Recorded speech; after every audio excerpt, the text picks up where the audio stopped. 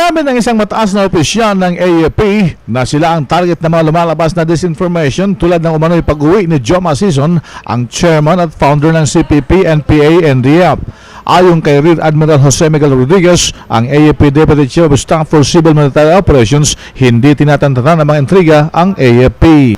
It appears na ang majority nito ay ang tinatarget ay ang ating kasundaluhan. Kasi alam natin sa democracy, one of the strongest institutions ay ang Defense Force. Pero nakita natin at narinig sa interview mismo ng DCRH na si Joma Sison ay wala dito sa Pilipinas. At hindi rin totoo at sinasabi ng aming Chief of Staff yan sa kasundaluhan na si General De Llosa is always in touch with us. Hindi kami basta-basta naniniwala sa ganyan. Laos na yan yung mga style na disinformation na ganyan. Maganda na ang pananaw ng kasundaluhan ngayon.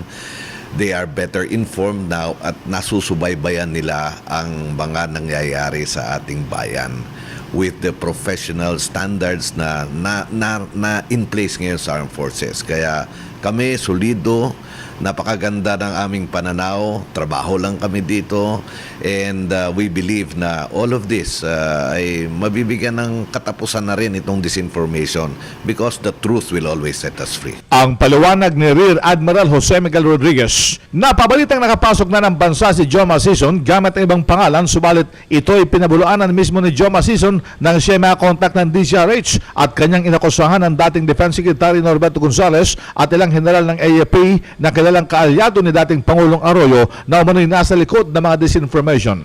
Yan ang RH News sa Campo Aguinaldo, RH 911 Bing Formento, naglilingkod sa pagbabalita.